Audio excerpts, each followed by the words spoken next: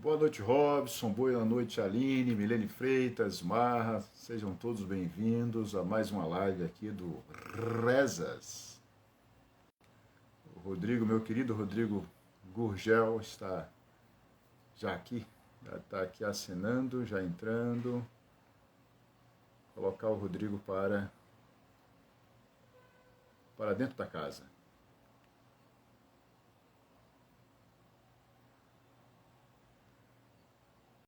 Boa noite, Robson. Boa noite, Lita. Boa noite, Alex Leila. Boa noite, Aline. Sejam todos bem-vindos. Boa noite, Emerson. Boa noite, meu querido Rodrigo. Meu querido João, tudo bem? Tudo em paz. É um prazer Como é estar que estão aqui acolhendo o seu Prazer convite, é meu. meu caro. O prazer é meu e muitíssimo obrigado, Rodrigo. Muitíssimo obrigado. É nosso primeiro encontro virtual, né? É verdade. Puxa vida. Antes tarde do que nunca, né? Com certeza, com certeza.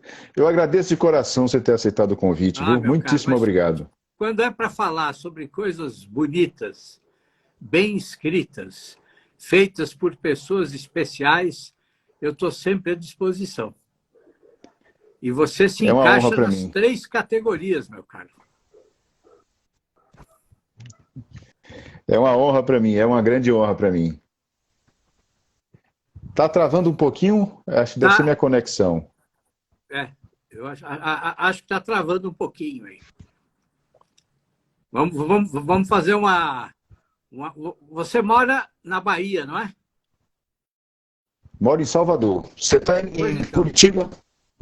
Eu estou em Curitiba. Vamos fazer uma reclamação formal para o governo baiano e para o prefeito de Salvador, que tem que melhorar o sinal do João. Não é possível uma coisa dessa. Pô. Isso é um crime de lesa nacionalidade. Pô. Não é? Com certeza, Rodrigo. Eu estou vindo aqui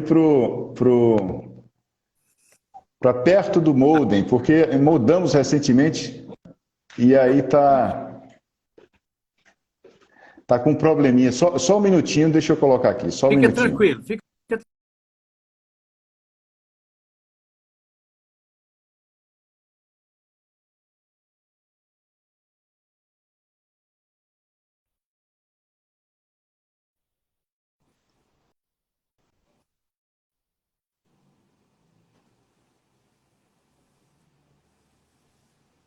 Pronto. Parece que agora foi. Muito bem. Você está em Curitiba, não é? Eu tô morando aqui em Curitiba já. Acho que já vai para 3 anos que eu estou morando aqui. Fugi da loucura paulistana e vim para cá. E olha, é um paraíso aqui, viu? É um paraíso. Eu imagino. Eu tenho até medo de falar, porque eu tenho medo que muita gente queira vir morar aqui, entendeu?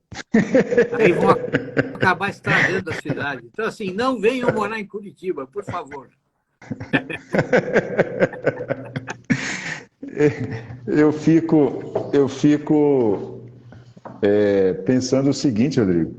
Aí é frio, né? Um momento desse, por exemplo, tá um clima civilizado, um bom clima, né? Hoje tá. Hoje, assim, fez um calorzinho no meio do dia, uns 21, 22 graus.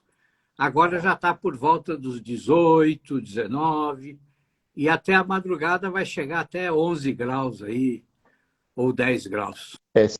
Se fizer 11 graus aqui na Bahia, você sabe que acontece o apocalipse, né? Imagino. Começa a cair gente morta, assim, no meio da rua, né? É verdade. Pois é, mas é assim mesmo. Mas aqui, quando começa a fazer muito calor, o curitibano reclama também. Hoje, por exemplo, ontem eu peguei um Uber e o motorista, que era um curitibano, mora aqui há 50 anos, ele estava dizendo, não, isso é um absurdo, assim, maio não é para fazer mais calor. Assim, já era para a gente estar no frio desde o final de abril. E aqui o frio, esse friozinho, assim, tem um frio intenso, né? na época do inverno mesmo. Mas, assim, Sim. não é impossível que a gente chegue no período de Natal e tenha que pôr um agasalhinho à noite. Então, assim, aí depois, quando entra o verão mesmo, assim, né? Fevereiro, março, aí são meses quentes. Mas a temperatura média aqui é muito saudável, não brinca? Poxa É vida. uma civilização. Até o clima é É verdade, civilizado. é verdade, é verdade. Não, Salvador é quente. Agora é um quente que não passa também dos 31, 32, né? Mas A olha, minha cidade natal você sabe que que é eu pior. estive aí uma vez só, Foi já mesmo? faz uns 8 anos ou 9, se não me engano. Eu fui participar de uma feira literária no interior, numa cidade muito agradável, que fica à beira de um rio lá, que agora Cachoeira. Cachoeira, exatamente, exatamente. Fui lá, me convidaram para participar da feira, eu fui. E olha, quando eu cheguei em Salvador, e o motorista, eu entrei no carro e tudo, eu falei, escuta, mas o clima aqui está agradabilíssimo, porque tem uma brisa Tem, deliciosa. tem. Eu falei para ele, olha, eu estou chegando em São Paulo. Em São Paulo estava insuportável. Agora aqui está uma delícia. Ele disse, não, mas essa brisa tem sempre aqui mesmo. Essa brisa é Tem, uma tem. característica daqui. Aqui não faz aquele calor assim, sufocante. Não, Isso é uma não. maravilha, né? Uma maravilha. Aqui onde estamos, morávamos na Barra e hoje estamos na Graça, num lugar que é tranquilo, incrivelmente tranquilo. Ótimo. Estamos perto do centro, mas recuado, né, numa rua recuada. E assim, como diria o Suede, o que era o comentarista social nos anos 60, 70, Ebrahim Suede. O Ebrahim Ah, Suede, lembra? Ibrahim Suede. Sim, sim, Ibrahim sim.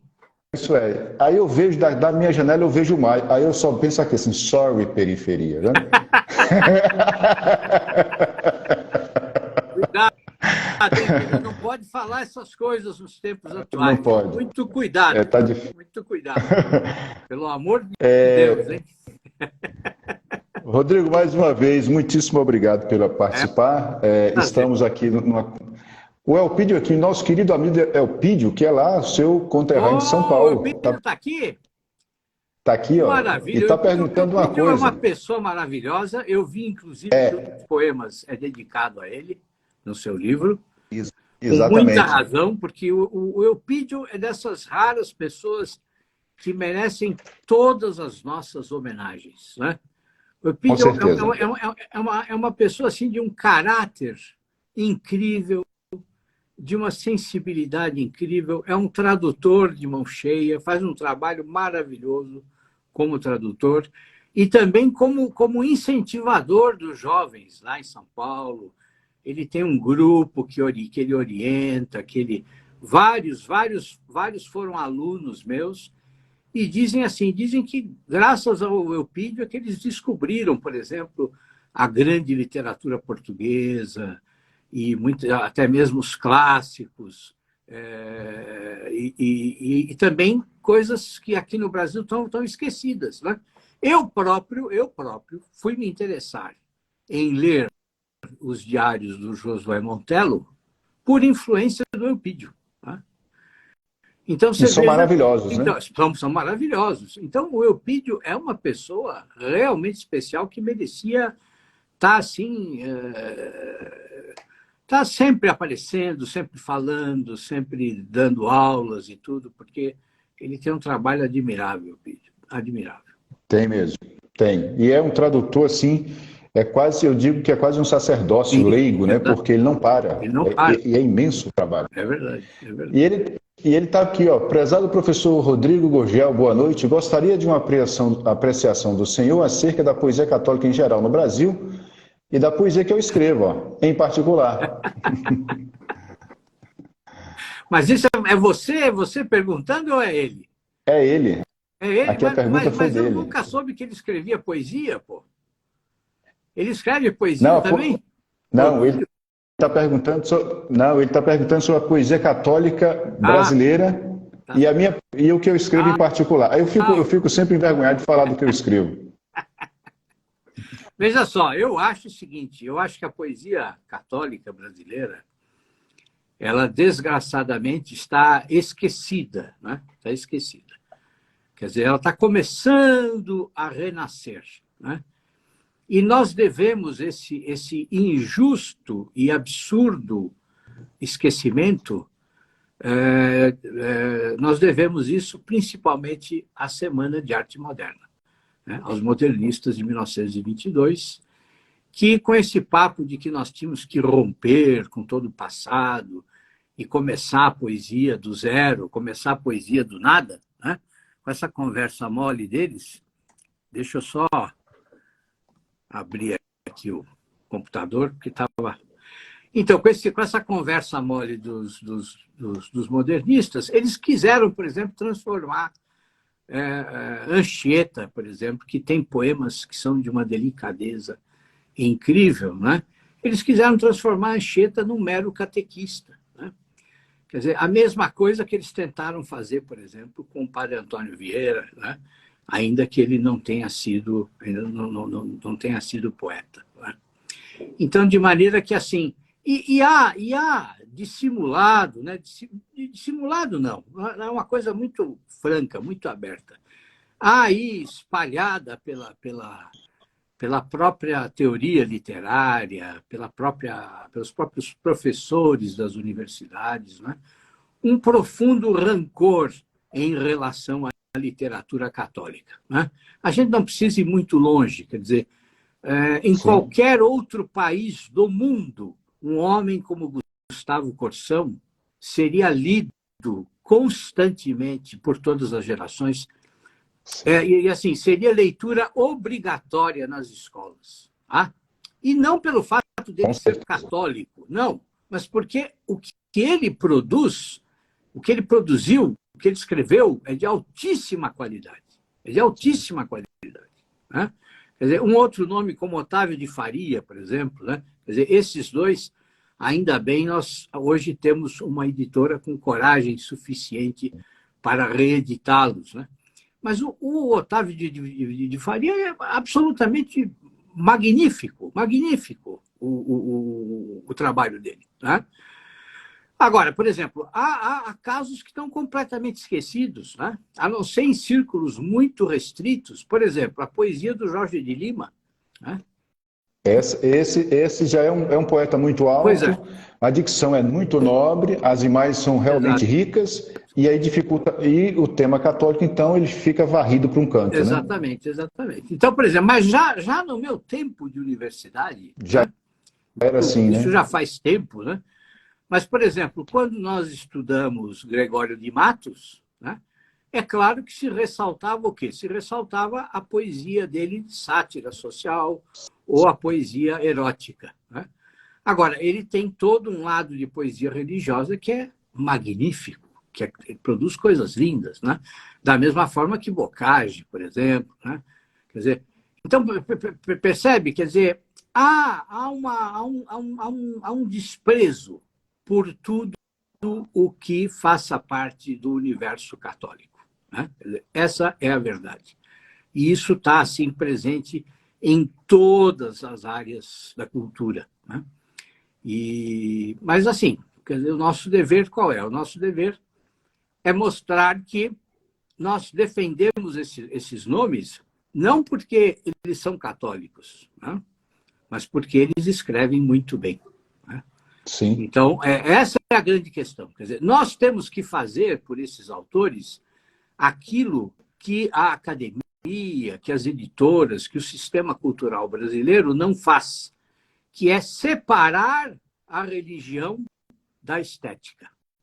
Né? E mostrar que não importa se você é ateu ou se você é católico, você pode produzir coisas belas. Né?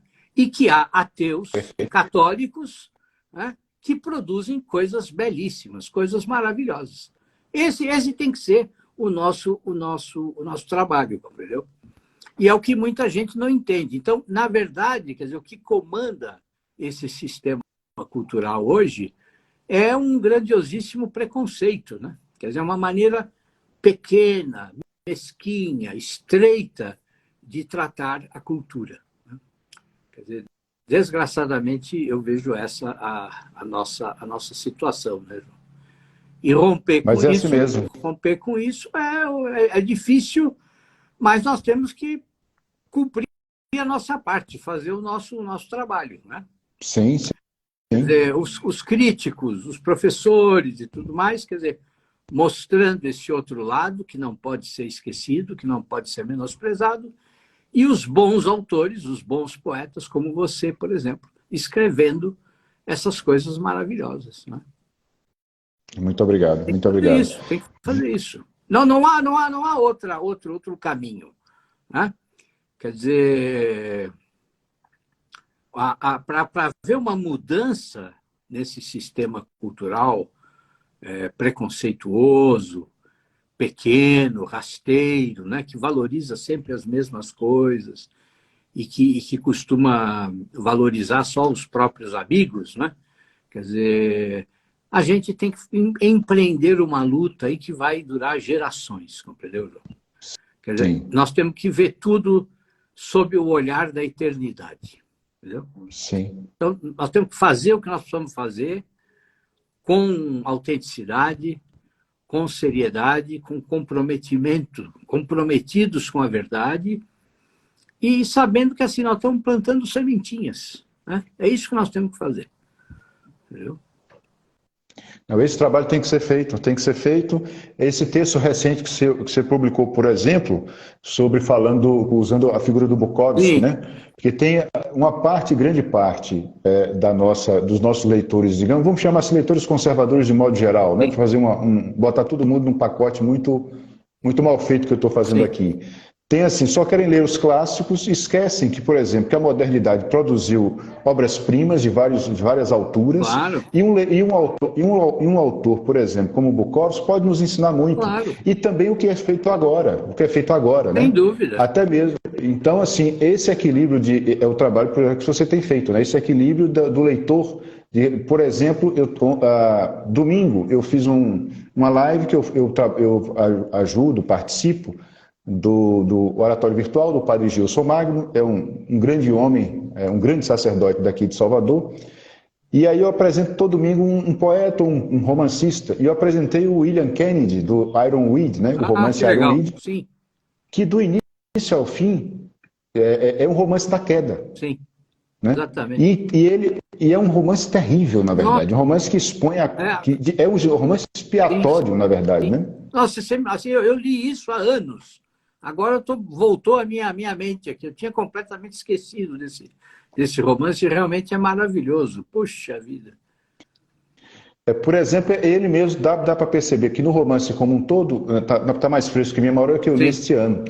Por exemplo, ele passa todo o simbolismo do purgatório, né? A figura ali, né? Tanto que toda a ação acontece em 2, 3 dias, na época, no momento ali do Dia de Todos os Santos, e é realmente um romance de redenção de um homem que errou a vida inteira.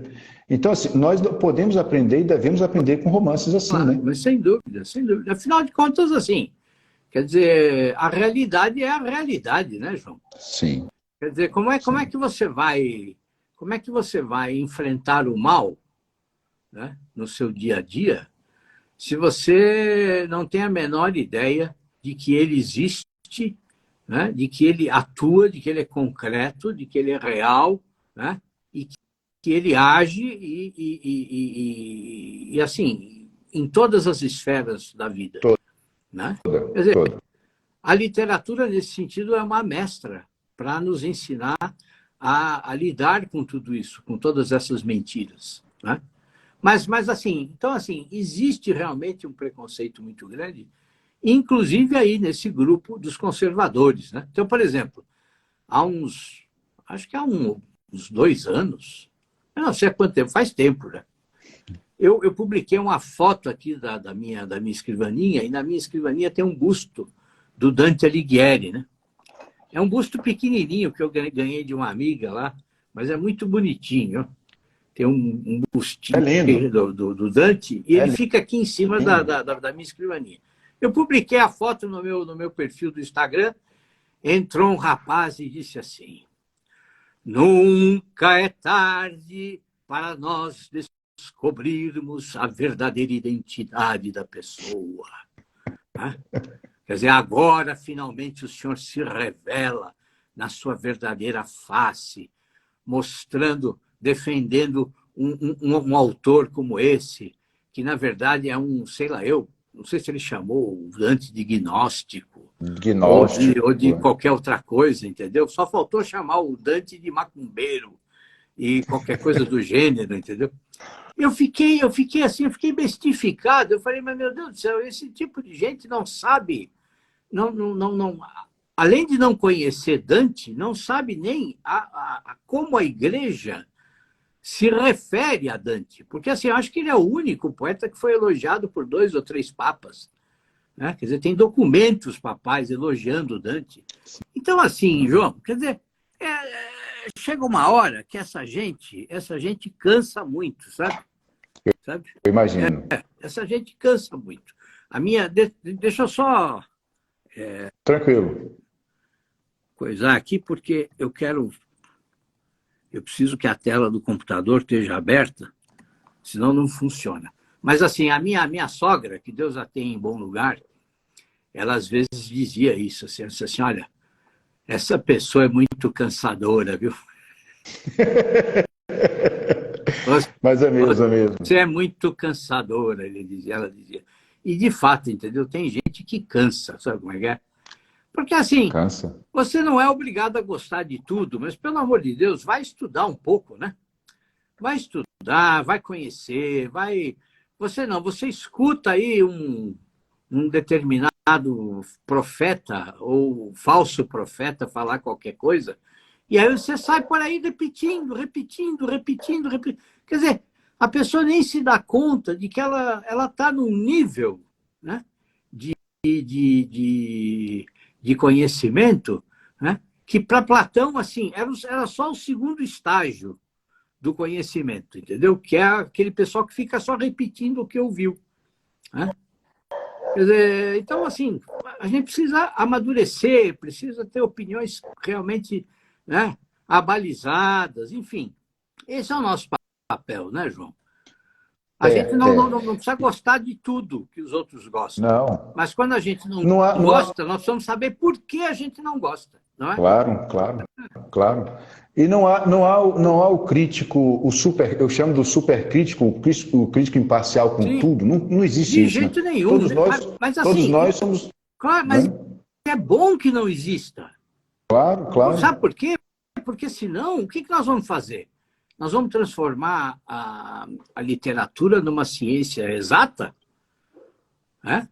Não é. E não é. Literatura não é isso. Crítica literária não é isso. Quer dizer, o importante, a beleza da crítica literária, da literatura, é que haja exatamente essa discórdia, entendeu? Que existam essas diferentes posições e que elas debatam de maneira salutar, de maneira adulta, não é verdade? Claro. Eu acho que esse é o caminho. Esse é o caminho. E é o que muita gente não quer fazer, né? Quer dizer, as pessoas querem estar certas, João. Mas esse é o pior caminho. Né?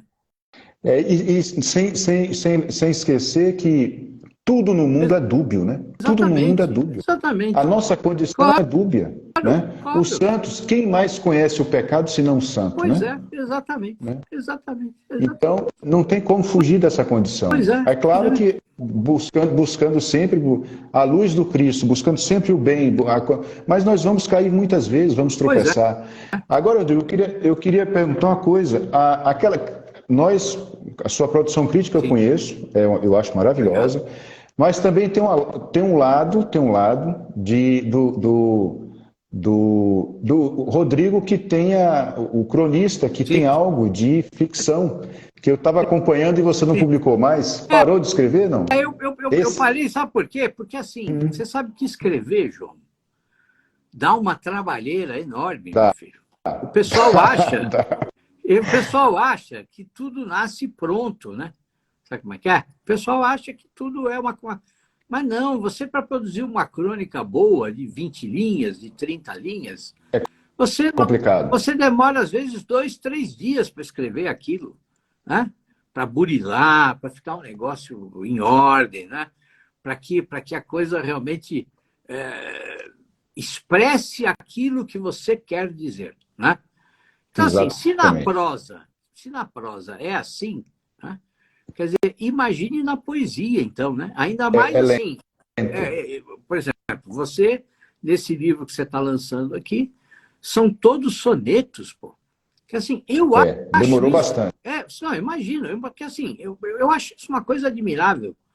Nunca me passou pela cabeça tentar escrever um soneto, porque assim, eu acho, não, estou falando sério, eu acho que é uma coisa assim completamente fora da minha capacidade, compreendeu? Para mim é algo inalcançável.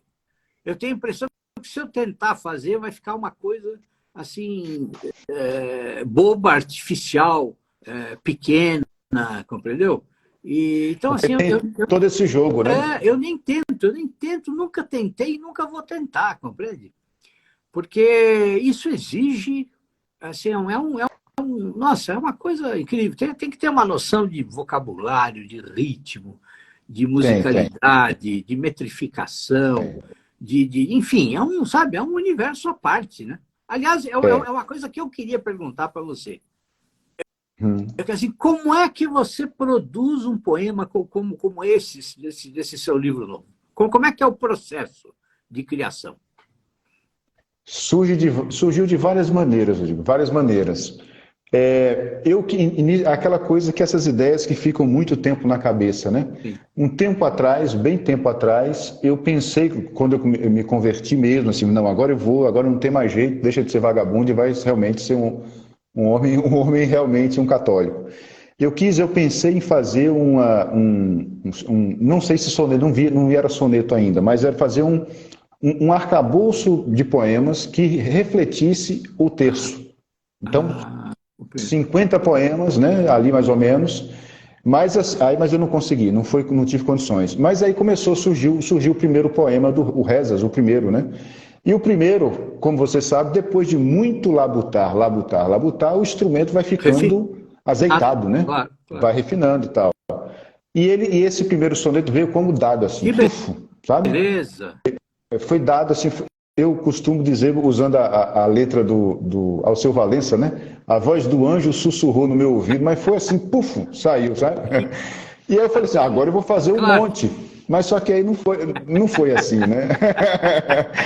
E aí eu fui trabalhando pedaços, refazendo, construindo. Foi uma filigrana, sabe? Um a um, linha a linha. Não dava certo. Eu tenho uma oficina, eu tenho um arquivo chamado Oficina Poética. Sei. Tem mais de 300 páginas de erros. Puxa De vida! tentativa. É sério, Que mais de maravilha! 300 páginas de Nossa, erros. Eu vou colocando, não deu certo. Não, mas aqui dá para aproveitar uma palavra e eu coloco lá. Então, assim, veja, esse o Rezas, eu estava organizando uns 2 dias atrás um outro livro, que são 3 longos poemas em terça rima, né? sei. É o Riacho, o São Francisco e o Atlântico. Eu falei, cada um saiu num livro já publicado. Eu falei, vou juntar esses 3. E dei logo uma elaborada. E eu fiquei olhando as datas. Eu falei, meu Deus do céu, são quantos anos eu escrevi os 3? 14 anos de trabalho. Nossa! 14 anos. Mas é isso E assim mesmo. foi, mas é isso aí. É isso É mesmo. assim mesmo. É isso mesmo. A gente, olha, se você. E isso são só pessoas mesmo que têm paciência e que sabem que a escrita não é geração espontânea, compreendeu? Não é, Então, não assim, é. é um trabalho de suor, né? É um trabalho de suor. É, Você lê lá, por exemplo, aquele ensaio do Bandeira, né? O Itinerário de Passárgada, e ele fala sobre isso. Quer dizer, por exemplo, lá, o famoso poema lá, Vou-me embora para Passárgada, daqui não volto mais. sim. Ele levou 8, 9, 10 anos com 8, aquela ideia rolando na cabeça dele e ele sem nunca conseguir dar a forma que ele queria, né? Quer dizer, enquanto que tem 2 ou 3 poemas que com ele surgiram da mesma forma que surgiu para você o primeiro soneto desse o livro, primeiro reza. né? Foi. Surgiu assim Mas é muito raro acontecer isso, né? É muito raro. É raro. Bandeira era literalmente, talvez, eu acredito, o maior artífice da poesia brasileira de todos os tempos, né? Olha, Porque conhecia tudo, sabia eu tudo, concordo com né? você, porque ele É era fantástico, impressionante. fantástico. Inclusive, assim, ele estudava metrificação e não só de língua portuguesa, né? E, enfim, é um poeta completo, completo. É, ele tem algo, por exemplo, Rodrigo, ele tem algo assim que, quando eu falo que é só ele, minha mulher, só ele, eu falei, só ele. E aí a gente fica brigando aqui, né? Sim, sim. Mas assim, tem algo nele, ele mesmo deu o nome, né? Sortilégio poético, magia, Sim, né? sim, Ele tem algo que não é só uma voz, ele humaniza o é leitor, verdade. né? Tem algo mais, é como se a esperança nos aquecesse o coração. Ler Bandeira é É isso. verdade. E isso é muito É muito, raro, isso é muito raro. raro. É muito raro. É muito raro. É muito raro. Olha, eu acho assim que assim, alguém que poderia não, que se aproxima bem do Bandeira é a Cecília Meirelles, tá? Agora, igual, não está no mesmo patamar do Bandeira, não existe outra pessoa. É muito Na difícil, é muito literatura difícil. brasileira, não. Né? Inclusive, pela própria variedade de temas. Né? Quer dizer, ele conseguiu fazer poemas humorísticos também, quer dizer, ele conseguiu fazer poemas de crítica estética, né? Quer dizer, ele fez, enfim, assim, o trabalho do Bandeira é completo, né? Completo. Né? Excelente, excelente. Há coisas. O mais interessante que eu acho nele é que, assim, quer dizer, assim, é um poeta que nasceu sem vontade de ser poeta, né? Porque, assim, o plano dele era outro, completamente diferente, né? Quer dizer, a ideia dele era ser arquiteto, fazer arquitetura e seguir a vida, né? Mas foi obrigado pela doença a parar, né? A parar. E daí começou a Ele nascer o poema, quer dizer, o poeta, né? Então, isso é uma foi coisa assim. também, quer dizer, a gente vê aí a mão de Deus, né? Quer Eu dizer, acho que sim, Rodrigo. acho que Deus chegou e disse assim: meu filho, o negócio é o seguinte: se você quer ser arquiteto, é ótimo, é excelente. Mas você tem que pensar o seguinte: o mundo está cheio de arquiteto bom e você vai ser só mais um, compreendeu? Mas eu quero fazer você um poeta único. Eu quero E tornar fez. você alguém único. Então eu vou te dar um pouco de sofrimento, tá? E você vai acordar para a vida e você vai virar aquilo que eu planejei para você. Entendeu? Eu acho que foi o que aconteceu com o Bandeira. Eu acho que sim. O Elpidio está lembrando aqui o Crucifixo de Marfim, que é um soneto já do final da vida, Sim, e tem um poema, esse eu sei de memória, que é o Testamento, que é o próprio testamento sim. dele, né? Que é mais ou menos assim, ó, que é a vida dele inteira. E ele falou, esse, por exemplo, saiu de chofre, assim, né? Sim. Ele falou que estava saindo de casa, estava anotando o poema, e quando ele subiu no bonde, a ponta do lápis quebrou. Ele pediu um lápis, não tinha, ele ficou agoniado. Quando ele desceu no local para onde ele ia, ele chegou e anotou o resto. E só depois ele percebeu que era 7 estrofes de 7 versos com redondilha Exatamente. maior, né? É Mas incrível, é incrível. não, é uma coisa assim impressionante. Então eu vou ver se eu solto de Ótimo, cabeça, ótimo. o que não tenho e desejo é o que melhor me enriquece. Tive dinheiros, perdi-os, tive amores, esqueci-os, mas no maior desespero rezei, ganhei essa prece. Vi terras da minha terra, por outras terras andei, mas o que ficou guardado no meu olhar fatigado foram terras que inventei. Gosto muito de crianças, não tive um filho de meu, um filho, não foi de jeito, mas trago dentro do peito meu filho que não nasceu. Criou-me desde o menino para arquiteto meu pai, foi-se-me um dia a saúde, fiz-me arquiteto, não pude, sou poeta melhor, perdoai. Não faço versos de guerra, não faço porque não sei, mas num torpedo suicida darei de bom grado à vida a luta em que não lutei. É uma maravilha, pô. Poxa vida. É maravilhoso, pô. Esse homem É é uma lindo. coisa excepcional. Esse É, Bandeira eu, eu fico sempre emocionado com esse poema, não Mas sei é para porquê. ficar. Esse poema é maravilhoso, né? Esse poema é maravilhoso, pô. Esse poema é maravilhoso. É lindo, e é toda a vida dele, né? Sim, sim. Impressionante como é toda. Impressionante. Que poder de síntese, né? Que coisa Demais, incrível, né? demais, Que coisa incrível. demais. E pensar que esse homem, assim, você vai ver a vida dele, aquela vida sempre humilde, né? Aquela vida em termos materiais sempre pequena, né? Quer dizer, Muito pobre. assim, Foi muito muito pobre, né?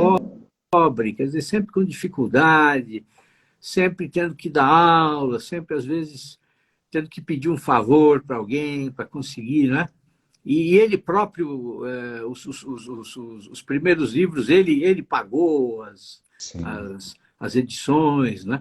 200, 300 exemplares, né? Então, assim, Sim. olha, o Bandeira é um show, é um show, é um show. É um É um show. show. Ele, por exemplo, quando tem numa dessas edições mais recentes, né, que colocava por alguns facsímiles de coisas dele, aí colocou uma daquelas listas de subscrição, né? Sim.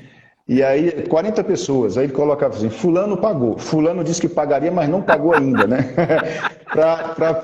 Ou seja, é o maior poeta que nós temos e veja como era publicava os livros, né? Não ganhou dinheiro nenhum com isso, né? Exatamente. É Vivia incrível. uma vida de quase de monge, né? Exatamente, exatamente, exatamente. Escuta agora, mas me diga, e o lançamento do seu livro? Quando vai ser? Porque essas lives são só uma preparação para o lançamento, né? Isso.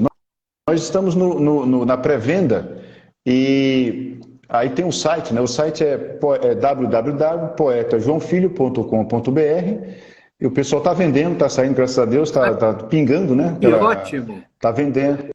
E aí temos 3 kits, né? O primeiro kit é fácil de achar, né? O primeiro kit é o Venerável Fulton Sheen, que é um livro autografado ou e-book, né? A pessoa pode escolher. E eu brinco sempre, né? Que com um autógrafo meu e uma boa quantia de dinheiro no bolso, você faz uma boa feira, né?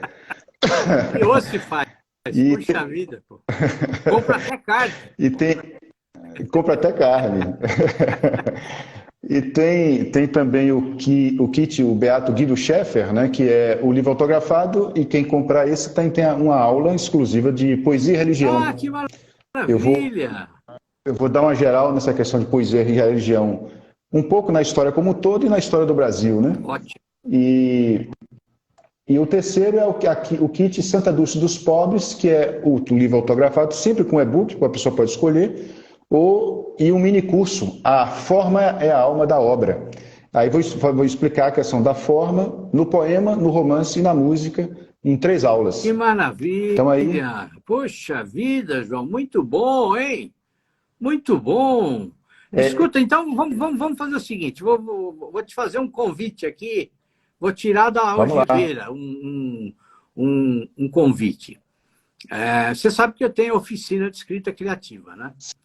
E a turma desse ano aqui já começou, essa semana a gente tem a 4ª aula. Mas, assim, depois vamos conversar para você dar uma aula extra para o pessoal, para a turma. Com o maior prazer. Falando sobre a questão da forma na poesia. Porque, assim, a oficina toda é dedicada à prosa, né? À prosa, ao texto em prosa. Então, a gente podia fazer isso. Você podia dar uma aula especial para os alunos, só falando de poesia. Você topa?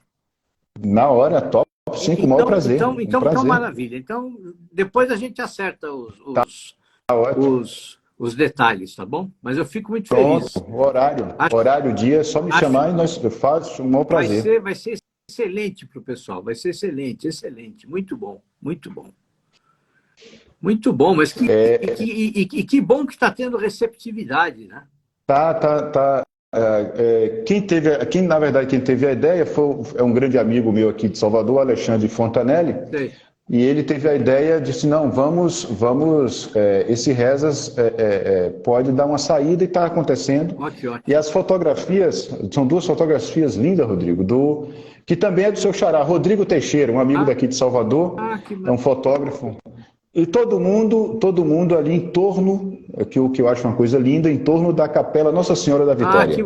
Que é todo mundo em torno da capela que fica num bairro, é uma rua que aparece até em música de Caetano Veloso, né? Rua Araújo Pinho. Agora, ô João, me diga uma coisa. Aí na Bahia está havendo já há alguns anos, né, um renascimento da poesia, né? Quer dizer, e você, inclusive, faz parte desse movimento, né? Quer dizer, tem uma série de novos poetas que estão surgindo aí, e são todos aí de várias regiões da Bahia, acho, pelo que eu escuto, por aquilo que eu leio, né? O que está acontecendo aí? O que foi que provocou esse renascimento todo? Rodrigo, é uma ótima pergunta. É uma ótima pergunta. O Vladimir Sim, Saldanha, que pois é, Vladimir é um excelente ele, poeta também, exato, claro. ele, ele reuniu, ele reuniu num livro chamado Poesia em Contracorrente, publicado pela Mondrongo. Esse pessoal todo está sendo publicado pelo Gustavo Felicício da Mondrongo, né? Que é de Itabuna.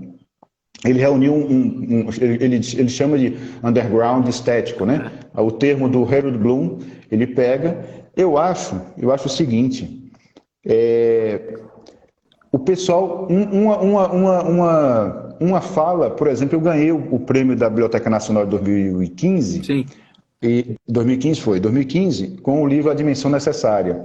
E eu perguntei para os 3 jurados, que são homens já com mais de 60 anos e tal, e um deles, que é o Adriano Espínola, que por sinal é um grande poeta, o Leonardo Frois, outro grande poeta, eles falaram o seguinte: João, a gente está cansado de loucura. Muito bom.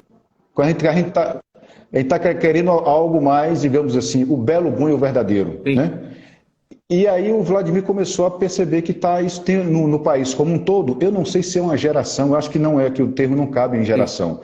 Mas há alguns pontos de ligação entre vários poetas, e na Bahia começou a surgir esse monte.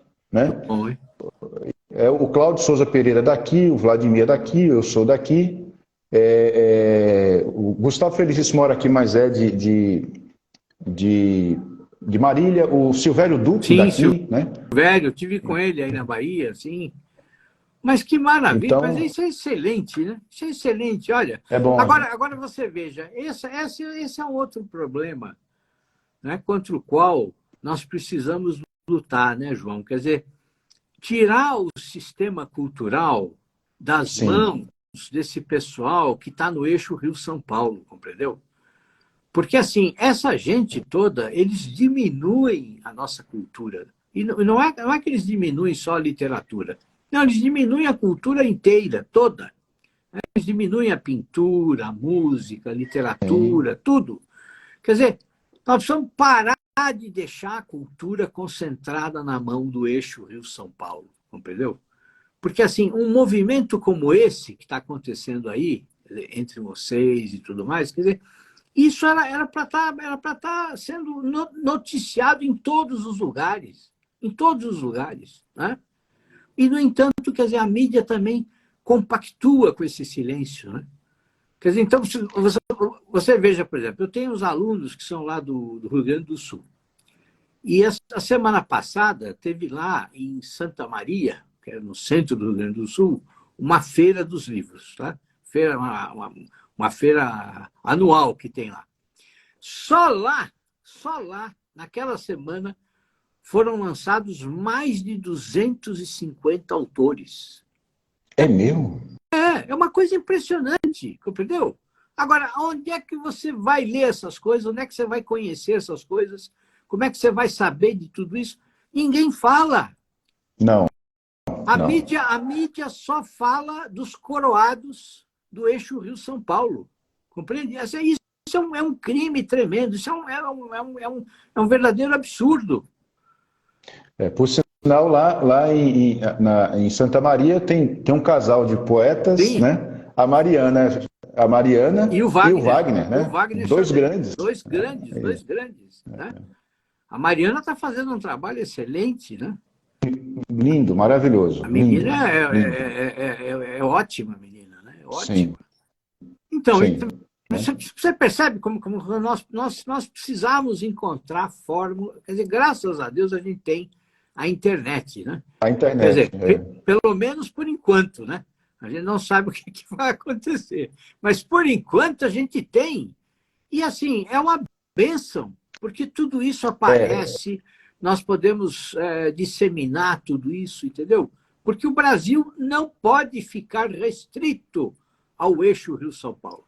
Entendeu? Quer dizer, o Brasil é muito maior, muito mais rico, muito mais profundo, muito mais belo do que aquilo que está só no eixo Rio-São Paulo, João. Não é verdade? É verdade. É verdade. O Leandro Carvalho, que por sinal é meu aluno e é um excelente poeta, está preparando um livro lindo, ele está perguntando aqui, será que tem mais relação com o eixo ou com os temas e a cosmovisão do pessoal do Rio de Janeiro e de São Paulo? Eu acho que tem um pouco das duas coisas, né? É o que eu ia dizer. Eu acho que tem a ver com as duas coisas, compreendeu? Quer dizer, criou-se aí uma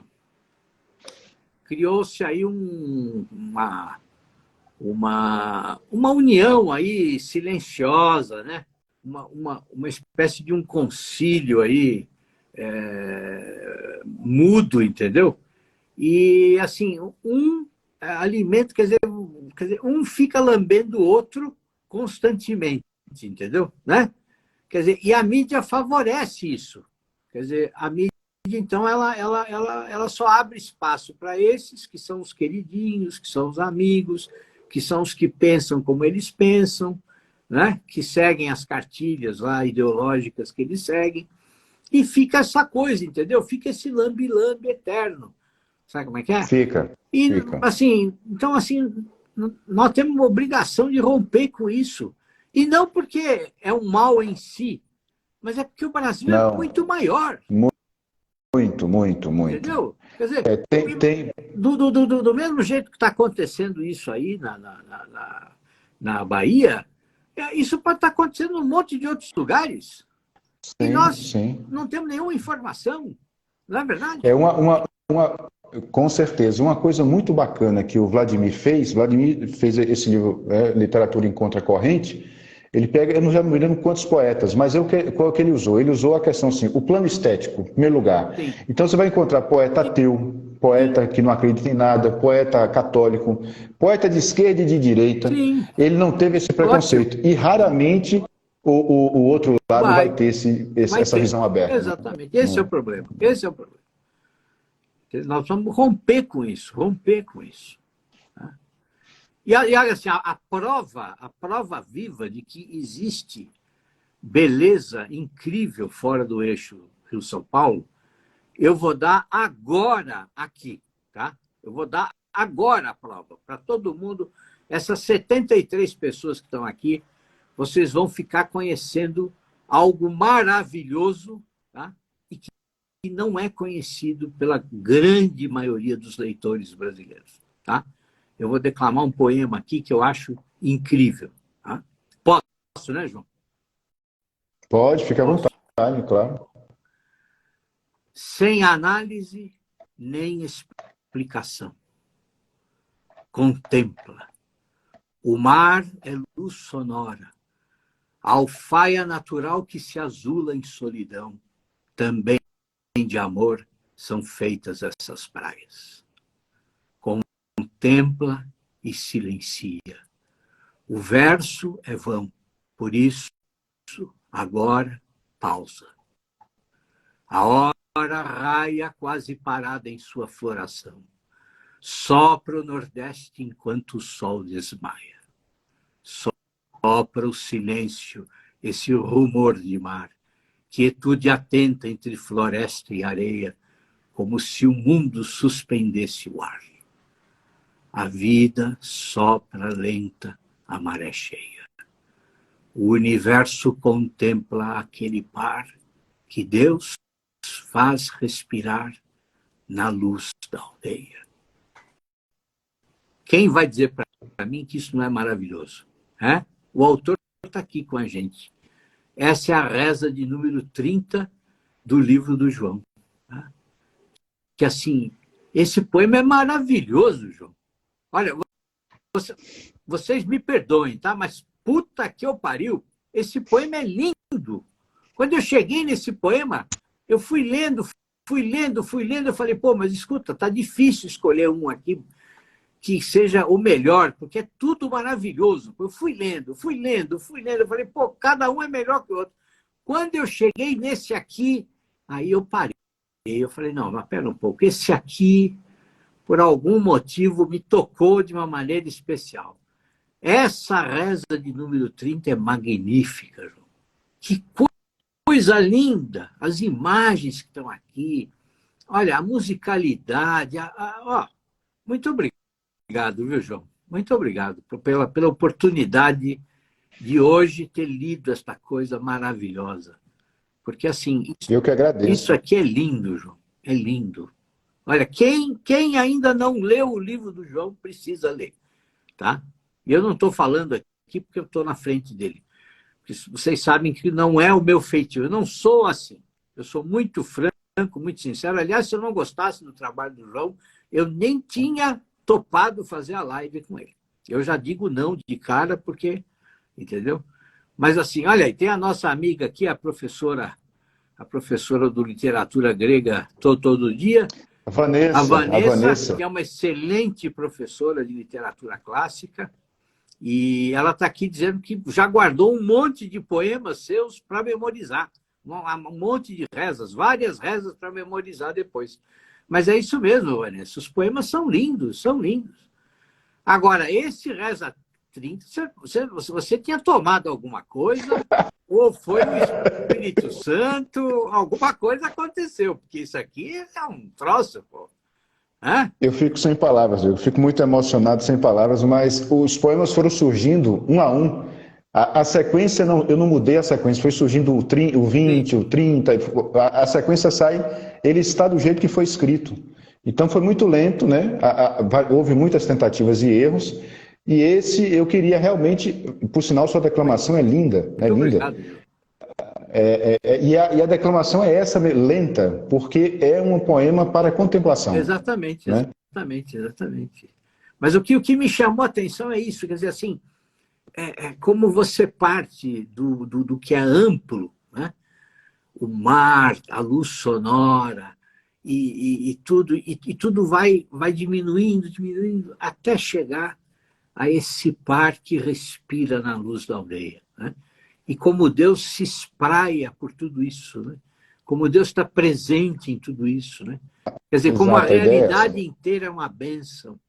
Né? Exatamente. E a maravilha de tudo, João, que tem nesse livro é o seguinte, que é outra coisa que muita gente não entende. Pessoal, literatura católica não é catecismo.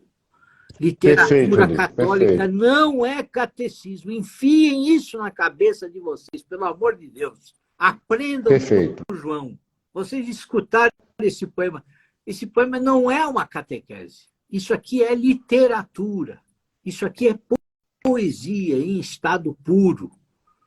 Então, assim, abandone essa ideia de que a literatura católica, para ser boa, precisa ser catequética, porque é exatamente o oposto. Não. É exatamente o oposto. Se vocês querem fazer catequese, vão ser padres. Ou vão ser catequistas, compreendeu? Ou sei lá vão ser aí militantes políticos. Se vocês querem fazer catequese, o caminho não é a literatura. Não é a literatura. O caminho da literatura é o caminho da arte, da beleza, tá? De mostrar o drama humano acontecendo. Perfeito. Entendeu? E assim, isso que vocês acabaram de ouvir, isto aqui é poesia. Tá? Quer dizer, o João fala de Deus, entendeu? Mas ele não quer ensinar ninguém a nada. Ele quer só mostrar a beleza no seu estado mais puro. Tá? Então, assim, isso é maravilhoso, João. Maravilhoso. Eu agradeço, não tenho palavras para agradecer. Já escrevi os poemas, não tenho palavras para agradecer, Rodrigo. Mas você não tem que agradecer nada. Aliás, você pode agradecer continuando a fazer esse trabalho incrível que você faz, João. É isso que você precisa continuar fazendo. Tá? Escrevendo, dando aulas e tudo. É o que a gente precisa, João. É o que a gente precisa. Sabe? Esse nosso trabalho de formiguinha nas redes sociais... Sim. Isso vai gerando mudanças, isso vai fazendo as pessoas pensarem de uma maneira diferente e devagar nós vamos começar a mudar as coisas, meu caro. Devagar a gente chega lá, João. Tá? Se Deus quiser, se Deus permitir, com certeza, com certeza. Gente, eu vou ter que parar lá porque o Rodrigo já tem quase uma hora, está cansado já. Eu sei que o dia é corrida, muita coisa, né? É muita coisa. Então, eu imagino, né? Muito aluno, muita coisa, muita aula. Tecida faz as mentorias também e tal. Exatamente. Aqui, aqui, por sinal, tem alguns mentorandos meus também, a Vanessa, que está surgindo uma contista fantástica. É mesmo? Que maravilha! É mesmo? Impressionante. É uma contista assim, que está me encantando. Desse. O Marcelo Valois, que é um poeta daqui de Salvador também, que está com um trabalho incrível. Ótimo. Né? E o Leandro. Né? Aqui apareceu muita gente, não vou conseguir citar todo mundo, mas, por sinal, Rodrigo, eu faço a mentoria também, né? A mentoria individual. Sim. E tem no mínimo, assim, tem alguns alunos que estão me assustando, no lado positivo. Na poesia e na prosa. Eu diria que as mulheres estão mais na prosa e os homens na poesia, mas as mulheres estão dando um show na prosa, e os homens também na poesia. Eu também Isso tenho é muito alunas legal, incríveis. Eu também tenho alunas incríveis. Bacana. É incrível. Tá vendo? Tem muita gente boa por aí e que está, assim, trabalhando em silêncio, João. Muita coisa boa ainda vai aparecer, viu? Ainda bem, né? Vai. Graças a Deus. É esse trabalho de formiguinha mesmo. Então, eu só vou falar mais uma vez onde comprar o livro. Ótimo, isso é importantíssimo isso. É www.poetajoaofilho.com.br. Vocês acham fácil.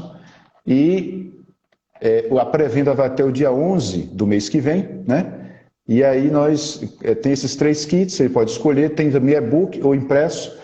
E o livro é dividido em 3 partes. Tem essa primeira parte, que o Rodrigo leu o poema a Reza 30. Tem a segunda parte, que tem mais o Nosso Senhor dos Passos, que aí realmente é voltado para a Via Cruz. E a terceira parte é a parte em prosa, que é fazer da vida uma oração, né? Que é um verso do primeiro poema. Puxa vida, que beleza. Olha, eu vou sair da live e vou comprar.